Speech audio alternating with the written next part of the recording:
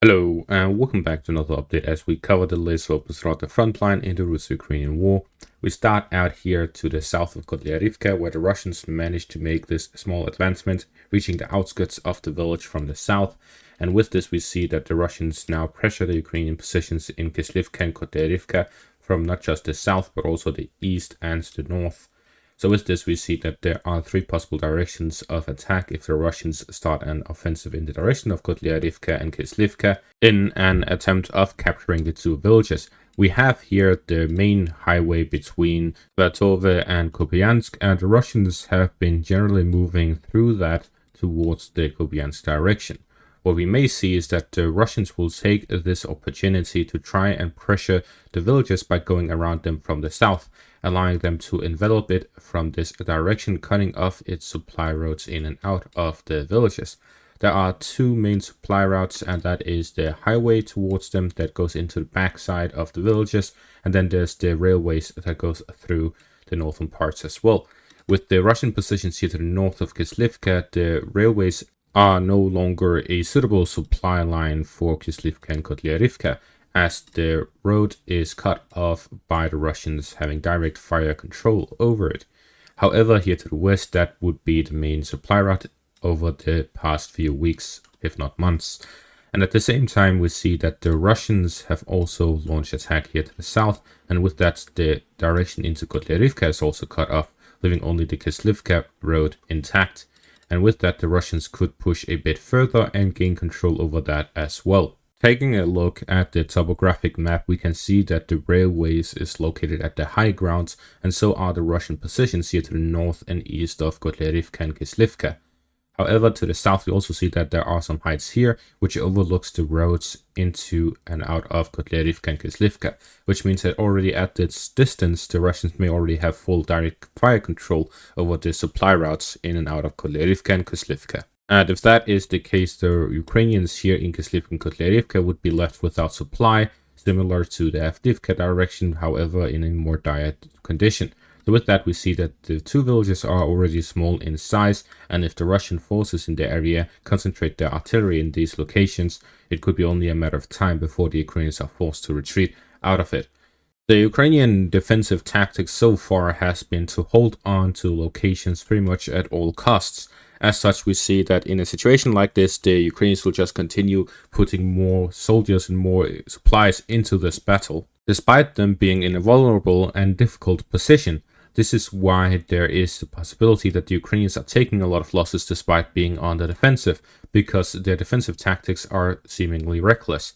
However, this also means that the Russians are struggling to actually capture territory, and if they are forced to actually get into the villages and push through, then they are also going to suffer more casualties. But so far it has seemed that the Russians have not directly attacked Kislivka and Kotlярivka. They have yet to enter it a single time, and as such the Ukrainians would be in a very difficult position here, and the Russians wouldn't be taking that many casualties. If we assume that the official information coming from both sides is accurate and the Russians are shooting 5-1 the artillery the Ukrainians are shooting, that would naturally leave the Ukrainians with more casualties despite being on the defensive if they are fighting in these vulnerable areas. We then move further south in the direction of the east of Terny, where there has been a small advancement by the Russians here, where we have this geolocated footage showing some small Russian assault groups taking a foothold in the forest lines, and as such we may see the start of new advancements and offensive operations by the Russians here in the direction of Terny. Again, similar to the Avdiivka directions, there's been a rotation of Russian forces, and with that rotation that has been going on for the past few weeks, the Russians would now be ready to launch new operations in response to the Ukrainian reinforcement that also arrived just before the Russian rotation began. They took advantage of the Russian rotation to send in their own new troops and start their own counterattacks, which allowed them to gain control or regain control over these two areas over the past few weeks. But since then, there's been a stalemate as the Russians completed their own rotations, and now that theirs is complete, we're seeing this advancement as well, where they are launching these small assault groups in the forest lines, which allow them to take minimal casualties while doing some slow advancements. This is similar to the Ukrainian strategy, especially during the Ukrainian summer offensive. So the Russians have adapted some Ukrainian tactics, and the Ukrainians have adapted some Russian tactics. We then move south in the direction of Avdiivka, where we have 3 different updates. The first one here to the northwest of Stepove, where the Ukrainians have managed to regain control over these 2 forest lines and reaching the railways here from the west. And with that, there is fighting continuing by the railways as the Russians try to hold on to their positions, and the Ukrainians are attempting to launch some counterattacks. This is again due to rotations happening right now. The rotations started here to the south of Avdiivka, which is why we saw some Russian advancements. Then it moved on to the northern parts. However, the Ukrainians conducted their own rotation as response to the Russian advancements here to the south, allowing them to gain the upper hand here in the north, while the Russians are conducting their own rotation, leaving them vulnerable, and as such we see this advancement by the Ukrainians taking advantage of that. As for the eastern direction of Avdiivka, the Russians have also completed their rotation here, and we are seeing that fighting is taking place over the Dacia areas here to the east of Avdiivka.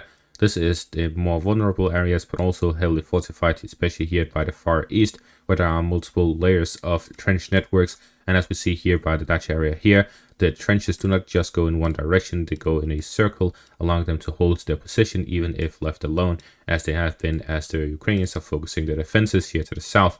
So with this, we see that the Ukrainians simply have a perfect fortification here to the east. Their weakness would be the Russians going around it and simply capturing the parts here to the west of it, cutting off all possible supply routes to this Dacia area, and then leaving them to starve. And as such, we see that the Russians are fighting heavily in this direction, but they're also facing off against direct fire from the Ukrainian positions here to the east, which leaves them in a difficult position. So their fighting here is heavy, but it so far seems that the Russians have managed to make some small advance, as we saw here, and since then it has reached a stalemate as the Russians are facing difficulties advancing further, and the Ukrainians simply have that much favorable positions. But at the same time, the area right here to the southwest of the Russian positions are also a high ground area. If the Russians manage to capture that, they would gain a significant advantage, but so far the Ukrainians holding on to it, which allows them to have a significant advantage, holding back the Russian forces in this direction. We then move to the south of Avdiivka, where I've added this icon here, and that is to indicate that there is fighting taking place here in the south. Although the Russians have managed to make significant advances and have managed to capture a few streets here to the southwest of Avdiivka, the fighting by the fortifications and the Dacia area here to the south are continuing. The main reason for this is, according to some rumors, the Russians found an underground tunnel that the Ukrainians didn't know about, which pulled them all the way across to the streets here to the southwest of Avdiivka, bypassing all of the Ukrainian defenders. And since then, a lot of things happened. First off, the Russians simply had a couple hundred soldiers that allowed them to gain control over the streets here, as the Ukrainians weren't expecting it. Catching the Ukrainians off guard allowed them to gain a significant advantage and simply sped through these streets, capturing them.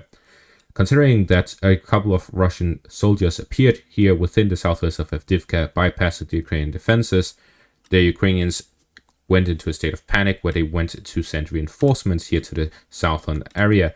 But they also had to counterattack here in the streets. And seeing that the Russians managed to gain a foothold here and capture the streets, the Russians realized that this was an opportune moment, and they launched an assault towards Starka Ohota, which was left undefended after the Ukrainians simply went to withdraw to more fortified areas to prevent themselves getting encircled from the northern and southern parts. So we saw the Russians take advantage of this and manage to retain control over this whole area, and as such the fighting now takes place in the central parts here to the south, where the Russians launched their own assaults following the confusement and panic of the Ukrainian forces, after which they managed to gain control of it, but a lot of fighting is taking place as the Ukrainians try to counterattack, and there were some Ukrainian positions that weren't consolidated by the Russians, as not all of them was retreated. It was more of a mess, leaving some Ukrainian soldiers to fend for themselves while the Russians were launching multiple attacks on these positions. This is why we have seen a slowdown of Russian advancements here in the area, as a lot of fighting is taking place as the Ukrainians try to counterattack here in the northwestern direction, trying to regain the positions they lost due to the Russian surprise attack, and they're also launching counterattacks in the direction of the south of Avdiivka.